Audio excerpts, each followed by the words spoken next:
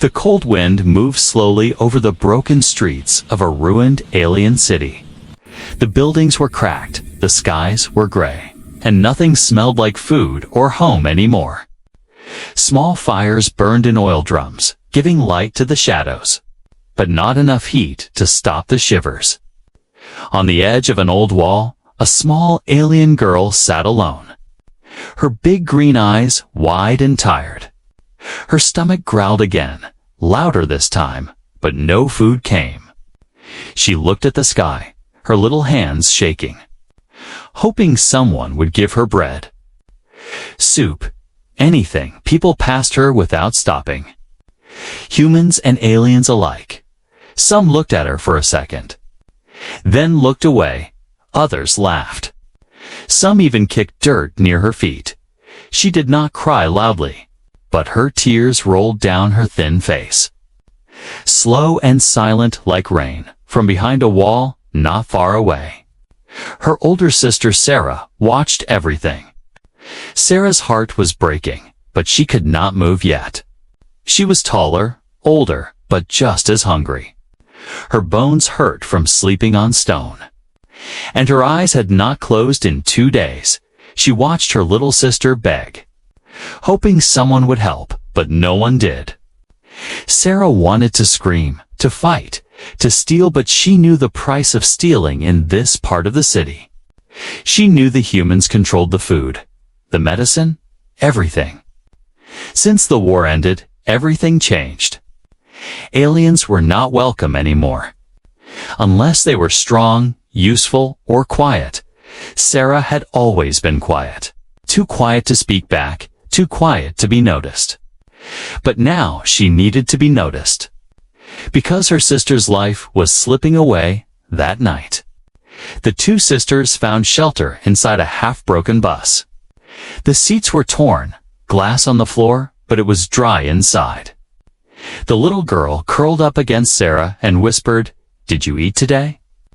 Sarah lied and said yes, even though her own belly was as empty as the sky. The little girl smiled and whispered, "I dreamed of soup." Then she fell asleep, breathing softly, holding Sarah's arm like a doll. Sarah didn't sleep. She stared out the bus window, at the quiet streets, the lights in the distance, the flags of the human camps. She thought about what she could do, what she could give, and slowly, her eyes turned cold, not angry, but full of decision. She stood up, covered her sister with the last clean cloth they had, and kissed her forehead. Then she stepped out into the night, her boots silent on the broken road. She walked toward the human camp, where the soldiers lived, where the food was stored. Everyone said not to go there, especially alone, especially as a young alien girl. But Sarah had nothing left to lose except her sister, and she was not going to lose her at the edge of the human checkpoint. 2 guards stopped her. One laughed. The other pointed a weapon. "What do you want, alien girl?" One of them said. Sarah did not run. She did not cry. She looked him in the eyes and said, "I'll do anything." They blinked. Surprised by her voice, steady and calm, she added, "Just feed my sister." The guards looked at each other, then whispered something after a moment. One of them opened a communicator and said, "We've got one." Bringing her in, Sarah was taken past metal gates, under bright lights, through clean hallways and sharp smells. She was told to wait in a room with 1 chair, 1 table, and a camera in the corner. She sat quietly, hands in her lap, waiting. Finally, the door opened, and a tall man walked in, wearing a clean uniform and a long black coat. He looked at Sarah without smiling. "Name?" he asked Sarah. She answered, "You want food for your sister?" "Yes," she said, her voice strong again. He sat down across from her, placing a small device on the table. "We don't take slaves," he said. "I'm not a slave," she replied. "I'm just hungry." He tapped the device, showing her a list of rules. tasks, and a place to sign. You work, we feed her, he said. Sarah read nothing. She just signed. Good, he said, standing up. Take her to intake, as they led her away. She heard the man whisper on his communicator again. We got one, test subject ready. Sarah didn't hear that part. But if she had, she would have run. But now? Her path had begun, and there was no turning back. Sarah walked down a long hallway, her steps slow and careful. Two humans with metal armor led her, their faces hard and cold. The lights above were too bright, the floor too clean. She felt like she didn't belong here. She held her hands together tightly, trying not to show her fear. The guards didn't speak, just marched. Doors passed by on both sides, some closed, some half open. Inside, she saw strange machines, blinking lights, and people in white suits. Once, she heard a scream from behind a thick glass door. She stopped, but the guard behind her pushed her forward. Keep walking, he said, without looking at her. They reached another metal door. Larger than the rest, it opened with a hiss, revealing a clean white room with a large desk in the center. A man stood beside it, tall, strong, with dark eyes and silver hair. He wore a black coat and gloves, his face without emotion. He looked at Sarah as if she were a machine, not a girl. Sit, he said. Pointing to a chair, Sarah obeyed, her legs trembling slightly. I'm Captain Harlan, he said. You offered to work for food. She nodded. Just for my little sister, Harlan raised an eyebrow. That's all you want. Not freedom. Not safety. Just food. Sarah looked up, her eyes steady. Yes, he leaned forward, studying her like a puzzle. Most come here begging for a way out. A home? A chance to run from their past, he said. But you walk in with nothing to lose. Sarah didn't answer. Interesting, he said, tapping on a small screen. Here are the rules. You do what we say. When we say it, no questions, you eat after work. Not before. You don't leave the camp if you try to run. We'll find you. He showed her a contract with a long list of orders in strange words. Sarah couldn't read most of it. But it didn't matter. She nodded and signed it. Harlan slid a small collar across the table, gray with tiny blinking lights. This is for tracking, he said. Not control. But his voice held something sharp behind the comm. Sarah picked it up and locked it around her neck. It clicked once, then lit up. Now, Harlan said. You belong to the camp, he called someone on his communicator. Take her to processing as the guards let her out. She heard him whisper, start the scan quietly. She's different. The next room was darker, with metal walls and the smell of burned wires. A woman in a white coat stood by a strange machine. Stand here, she said to Sarah. Sarah stepped onto a circle on the floor. Lights scanned her body from head to toe. The woman frowned, checking the results. Her bone strength is high, but hormone levels. Strange, she muttered. Keep the data, said the man beside her. Captain wants her in labor zone first. Sarah was taken to a large room with other alien girls. Most older, some younger. They wore gray clothes, just like hers. And their eyes were empty. Some looked at Sarah, others stared at nothing. She was given a small blanket, a bowl of tasteless paste, and a corner to sleep that night. Sarah sat in silence, holding the blanket tight. She didn't cry, she didn't speak. She thought of her sister, waiting in the broken bus, hungry, alone. Sarah whispered to herself, soon I'll send food. But she had no idea what she had just walked into. The next day began before the sun rose. A horn blasted, and everyone stood up. Ready to be sent to different work zones, Sarah was sent to Machine Bay 12, where broken tech from old battles was cleaned, sorted, and sometimes repaired. The work was hard. Her hands became sore, her arms weak. She didn't speak to anyone, just worked and watched. She noticed the humans always carried small black devices. Always watching, she also noticed doors she was never allowed to enter, places marked with red signs and thick locks. Late one night, while taking trash to the back hallway, she passed one of those doors slightly open. Inside, she saw a glowing tube filled with green liquid on, a body floating inside. An alien girl, eyes closed, wires in her skin. Breathing through a mask, Sarah gasped. But before she could move, a hand grabbed her shoulder. A guard stood behind her, eyes angry. "You're not supposed to be here," he growled. He dragged her to Harlan's office, where the captain stood waiting.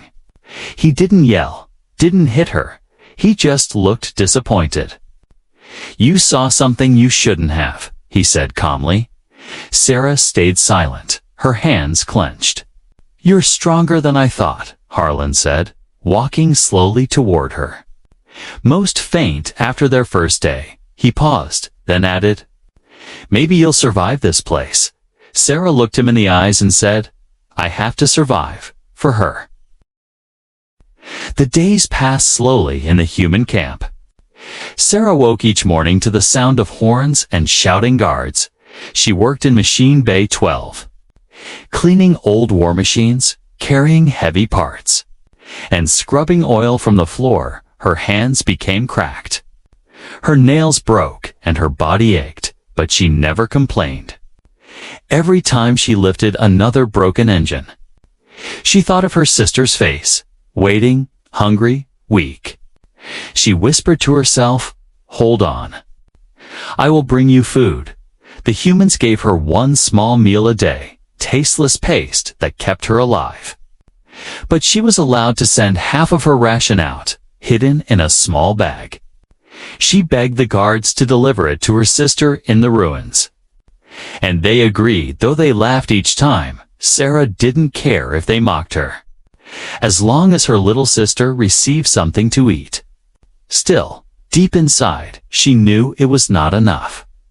Her sister needed more, and for that, Sarah had to survive longer than anyone else here. At night, she tried to sleep on the hard floor of the dormitory, surrounded by other alien girls. Some coughed, some cried quietly. Others stared at the ceiling, empty and broken. Sarah listened and learned. One girl whispered that the humans were running tests. Another said they took the strongest away at night, and they never came back. Sarah wanted to ask questions, but fear kept their lips sealed, so she decided to find answers herself. One evening after her shift, she was ordered to carry waste metal through the back hallways. She noticed the red doors again, locked and guarded. Her heart pounded. But this time she saw one left open. Inside, dim green lights glowed, and strange machines hummed. She stepped closer, her breath shaking. What she saw froze her blood. Inside a tall glass tube, filled with glowing liquid, floated a young alien boy. He was connected to wires that ran into his arms, chest, and head. His eyes were closed, but his chest rose and fell slowly. Bubbles moved through the liquid like a quiet storm. Sarah gasped, covering her mouth with her hand. She wanted to run, but she couldn't look away. There were more tubes, 5, 10, 20, each holding an alien body. Some looked older, some younger. Some barely more than children, all of them trapped, silent. Sleeping, but not free. Suddenly, a voice came from behind her. "You weren't supposed to see this." Sarah spun around. Her heart racing, Captain Harlan stood there, his black coat sharp, his dark eyes fixed on her. For a long moment, he said nothing, just studied her. Sarah wanted to shout, to demand answers, but her voice failed. Finally, Harlan sighed, almost like he was tired. Most of them don't survive, he said, pointing at the tubes. They're too weak, too broken. Their bodies collapse. Sarah shook her head, whispering, "Why? Why are you doing this?" Harlan walked closer, his shadow falling over her. The war ended. But it never really ended, he said. We lost too many soldiers, too many strong men. Now, we are building better ones. He pointed at the floating bodies. Hybrids, stronger than humans, stronger than aliens. Perfect soldiers. Sarah stepped back, her hands trembling. You're using them like tools, she said, her voice breaking. They're children. They're people. Harlan's face stayed calm. They are sacrifices for a greater future, he replied. Some will die, yes, but some will survive. And those survivors will be more than anyone has ever dreamed. He leaned closer to her, his eyes sharp. And maybe you, Sarah, will survive too. Sarah felt her stomach twist with fear and anger. She shook her head, whispering, I don't want to survive like this. But Harlan only smiled, a cold, thin smile. Then pray you are strong enough to make a choice when the time comes, he said. Guards appeared and pulled her away, dragging her back to the dormitory. That night, Sarah couldn't sleep. Every time she closed her eyes, she saw the tubes, the glowing liquid, the faces pressed against glass. She thought of her sister, waiting in the ruins, and her chest hurt like fire. What if one day her sister was taken too? What if she ended up in one of those tubes?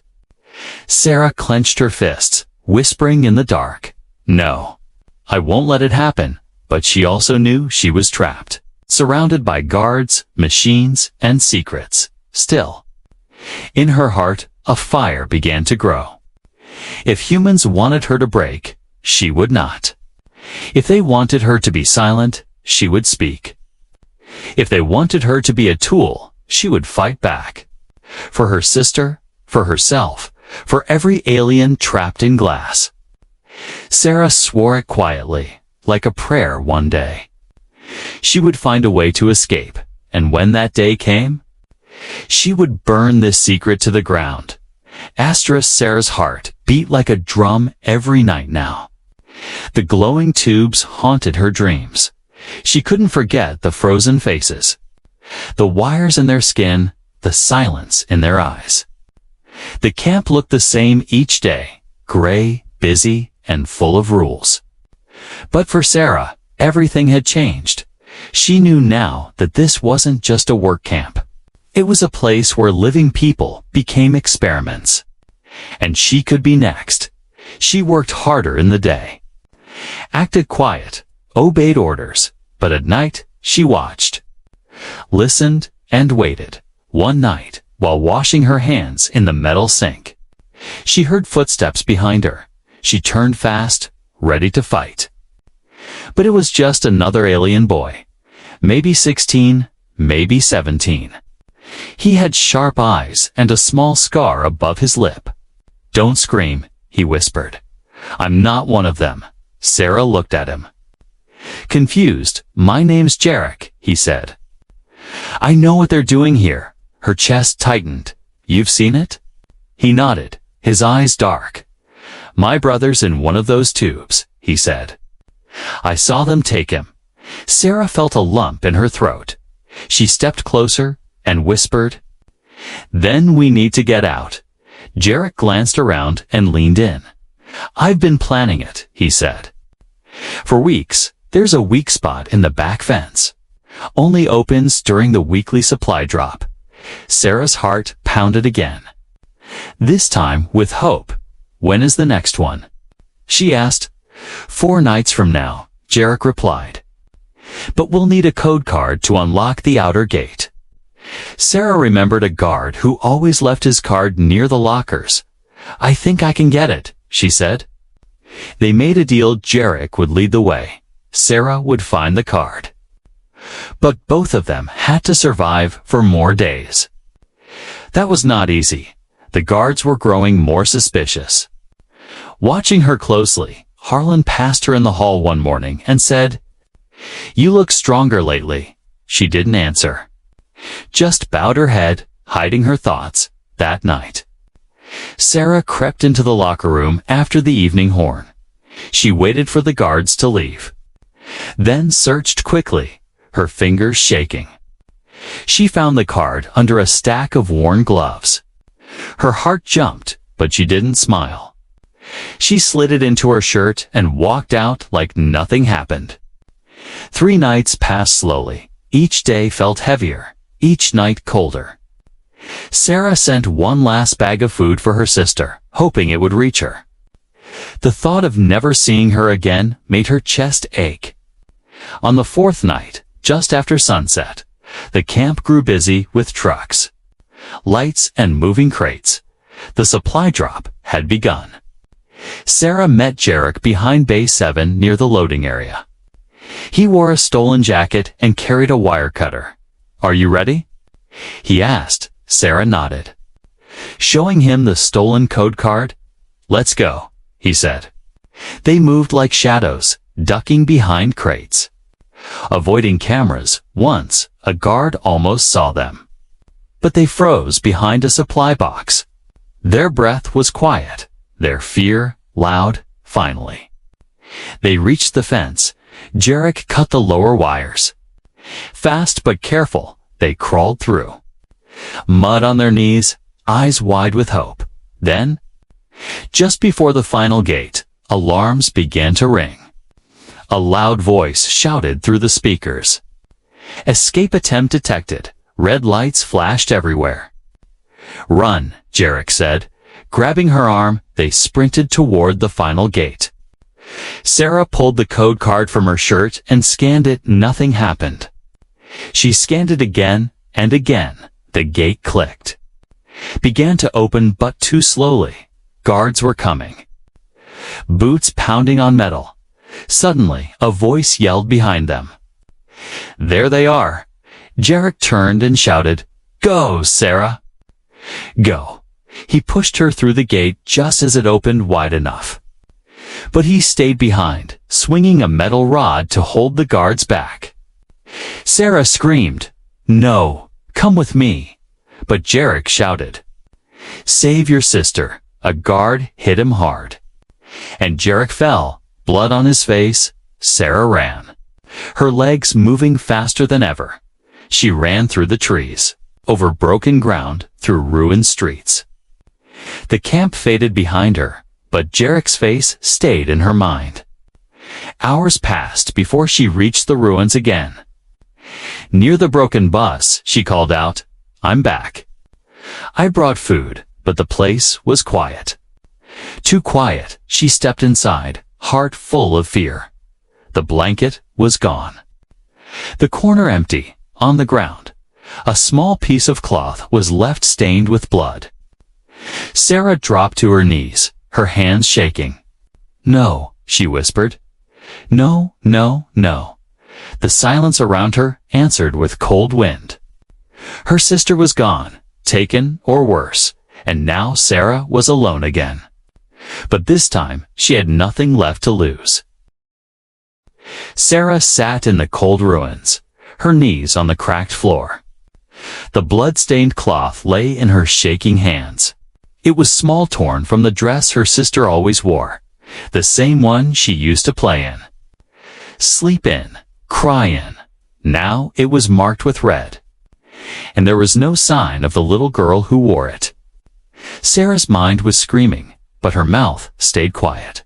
She didn't know if her sister had been taken or killed. But she knew one thing for sure: she was gone. Tears filled her eyes, but they didn't fall. There was no time to cry. There was only time to act. She stood up slowly. Her hands clenching the cloth, she looked around the ruins, searching for tracks, blood trails, anything. She found footprints, big, heavy boots, human boots. They led away from the shelter, back toward the camp. A sharp pain cut through her chest. They had taken her even after she obeyed. Even after she worked and begged, they still took her sister. Sarah's hands shook. Her heart turned hard. She turned back the way she came, back toward the camp, but this time, she wasn't going to work or beg or wait. This time, she was going to burn it down. She waited until night, hiding behind trees and broken buildings. The lights of the camp were bright in the distance. She watched the guards change shifts, watched the way trucks moved. Then, just as she was about to move, a quiet voice came from behind her. "You're alive." Sarah spun fast, ready to fight. But it was Nira, a quiet alien girl from the dormitory. She looked surprised, even scared. "I saw you leave with Jarek," Nira whispered. "They said you were dead." "They're lying," Sarah said sharply. "They took my sister." Nira looked down, her voice shaky. I think I know where she is." Sarah grabbed her shoulders. "Tell me." "There's a hidden section below the labs," Nira whispered. "For testing young ones. Why didn't you tell me before?" Sarah asked. "Because," Nira said with tears in her eyes, "I told them you were planning to escape." Sarah froze, her chest tight with shock. "You what?" She whispered. "I was scared," Nira cried. "They promised they wouldn't hurt you, just keep you here." Sarah backed away, her fists clenched. "You betrayed us," she said coldly. "I didn't mean to," Nira sobbed. "Please believe me." But Sarah didn't reply. She turned and disappeared into the night, leaving Nira alone in the dark, back at the edge of the camp. Sarah searched for a way inside. She found the weak spot in the fence, Jarek's path, still open. She slipped in quietly, heart pounding this time. She didn't hide from the guards. She moved like a shadow. Using every hallway she remembered, she reached the lower levels, where the air smelled strange and the lights flickered. Doors lined the hallway, most sealed with metal locks. Then she heard a soft cry. Like a child calling for help, she followed the sound. Her steps fast, her breath shaking. She found the room. Glass windows on every side. Inside, her sister sat on a metal bed, weak, pale, wearing a collar just like Sarah's. Sarah slammed her fists on the glass. "I'm here," she shouted. "I came back." The little girl looked up, her eyes full of tears. "Sarah," she whispered, "I knew you'd come suddenly." The door behind Sarah opened, and alarms began to ring again. Guards flooded the hallway, shouting, aiming weapons. Harlan stepped through the smoke, calm as always. "You shouldn't have come back," he said. "You lied," Sarah growled. "You promised she would be safe." "I said she would be used," Harlan replied. "There's a difference." Sarah pulled a small torch from her belt, one she had stolen from a repair kit earlier. She lit the fuel pipe beside her, flames exploding into the hallway. The fire spread fast, crawling along the walls. Guards panicked, shouting for help. Sarah smashed the control panel beside the glass, and the door to her sister's room clicked open. She rushed in, grabbed the child, and lifted her in her arms. The fire roared behind her, black smoke filling the halls. Sirens screamed, and red lights blinked in every corner. She ran, heart racing, carrying her sister through the fire and chaos. But the camp was full of soldiers, and not everyone was going to let her go. As she reached the final hallway, a gunshot cracked the air. Sarah fell to one knee. Pain in her leg, her sister screamed. But Sarah held her tight with all her strength. She got up and kept running. Behind her, the fire swallowed the machines, the labs, and the glass tubes. She didn't stop. Not even when her body begged her to fall. She pushed through the pain, through the smoke, through the lies, and when she reached the broken fence again, she turned back one last time. The camp was burning, and she swore she would never stop until all of them paid.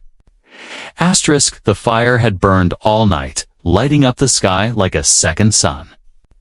Smoke rose into the clouds, thick and black, from far away. Sarah watched the camp burn while hiding in the ruins with her sister. Her leg was bleeding, her breath short, but she didn't stop moving. She wrapped her sister in a stolen blanket and whispered, "We're safe now," but she knew it was a lie. They were not safe, not yet, not ever. Her sister Lyra was weak and cold. Her tiny arms shaking, she hadn't eaten in 2 days. Hadn't spoken since the fire. Sarah fed her the last of the dry food she had. It wasn't enough, but it kept the girl alive for one more night. As dawn came, Sarah sat on a broken wall, staring at the distant smoke. The fire would bring soldiers, more humans, more danger. She couldn't keep running forever. Not like this. She needed real medicine, real food, real help. And there was only one place nearby with those things. The upper camp, deeper in the city. Where the real leaders lived, it was bigger, richer, and more guarded than the one she had escaped. But it also had doctors, labs, and supplies. Sarah looked at her sister, pale and silent. She knew what she had to do, even if it cost her everything. She carried Lyra through the ruins, her injured leg slowing her down. By the time she reached the gates of the upper camp, the sun was high in the sky. Guards spotted her from the towers and raised their weapons. "Stop," one shouted. "Don't move." Sarah dropped to her knees and shouted back, "Please. I need help. I'm not here to fight." They came down quickly. Surrounding her, a tall officer in a silver coat stepped forward. "Who are you?" He asked. "I'm Sarah." She said, "I escaped the lower camp. I have information." He looked at her with suspicion. Then at the small girl in her arms. Lyra was barely conscious. Her lips dry. The officer nodded once. "Take them inside." They were led through tall walls into a cleaner, colder place. White buildings, clean streets, humans in uniforms. It felt nothing like the horror she had escaped, but somehow. It felt worse. Inside a medical room, doctors rushed to take Lyra from her arms. Sarah tried to follow, but the guards stopped her. "She's going for treatment," the officer said. "You'll wait here." Sarah sat on a metal chair, her heart heavy with fear. An hour passed, then 2, then 3. Finally, the officer returned, his face unreadable. "She's stable," he said. For now, Sarah exhaled, her shoulders shaking with relief. But, the man added, "She's not the reason you're here." He sat across from her. "Placing a contract on the table, you caused major damage to one of our camps," he said. "You stole, escaped, and started a fire." Sarah clenched her fists. "You were experimenting on children." He didn't deny it, just stared calmly. "True," he said. "But now you are something more. You survived where others broke. You ran through fire. Carried a child and escaped with a wound in your leg. We want to know why." Sarah narrowed her eyes. "You want to study me, yes?" the man said. "But this time?" With your permission, he slid the contract closer. "If you agree to full testing to join our hybrid soldier project," he said, "we will care for your sister. She will never go hungry again. She will have safety, education, even a future. But if you refuse," he added, "we will release you both into the wilds, where no food or medicine waits." Sarah looked at the paper. Her heart twisting, she remembered the tubes. The blood, the pain, the silence. She remembered Jarek's face as he fell. But she also remembered her sister's tiny voice, whispering in her sleep, "Don't leave me," slowly. Sarah reached for the pen. Her fingers shook as she signed the page. The officer nodded. Satisfied? You've made a wise decision, he said. But Sarah wasn't listening to him anymore. Her mind was already planning, already turning. If they wanted her to join their program, she would, but she would not break. She would not forget. And one day, she would tear this place down too, from the inside, one fire at a time. Sarah stood in the cold room with wires on her skin. Machines blinked beside her, measuring her blood, her heart, her breath. White-coated doctors circled her like curious birds, whispering notes, poking, testing, but they never looked into her eyes. They didn't see a person, only a subject, only a number. And that's what they called her, now Subject 9. She no longer wore her name, but inside, Sarah was still awake. Still watching, still burning. Her sister, Lyra, was kept in the medical wing. Alive, resting, still weak, Sarah visited her once a day. Holding her hand, whispering promises. Just a little longer, she said each time. I'm coming back, but in the lab. They pushed harder each day. They injected her with strange fluids. Measured her strength, tested her speed. They called it progress. Sarah called it prison. Still, she pretended to follow, to obey, to agree, because in silence, she was building something bigger, a plan. One night, after a long test, a soft voice spoke beside her in the training room. You're not like the others. Sarah turned to see a tall alien boy, maybe 18, covered in scars and wearing a training suit. I'm Thaler, he said. Subject 3. Sarah said nothing at first. Then, carefully, she whispered, Do you want to be free? He looked around, eyes narrowing. Yes, he said. But they hear everything. Sarah leaned closer. Then let them hear this, she whispered. We will not stay here much longer, in the next few days. She found others like the lore. Broken, quiet, but not gone. 5 of them, maybe more. All with anger in their bones and fire in their hearts. They were the forgotten test subjects, the half-failed experiments. Too strong to throw away, too wild to trust. Sarah became their voice, their reason to hope. They met in secret during night checks. Sharing whispers, sharing rage, she told them about the labs. The tubes, the camp that burned. She told them about Jarek. And the children floating in glass. They listened, and one by one, they said the same thing. We're with you. On the 7th day, the final tests began. The humans brought them all into a large arena. High walls, cameras watching from above. Captain Harlan himself stepped out onto a platform. His eyes cold as steel. Today, he said, you will show us your power. Sarah looked at the others, their fists clenched. She gave one nod. Slow and sharp, the signal. Everything moved fast after that. Thaler ripped a metal pole from the wall and smashed a guard's helmet. Another girl screamed, a sound so sharp it broke the room's speakers. Sarah tackled a soldier, stole his weapon, and aimed for the control booth.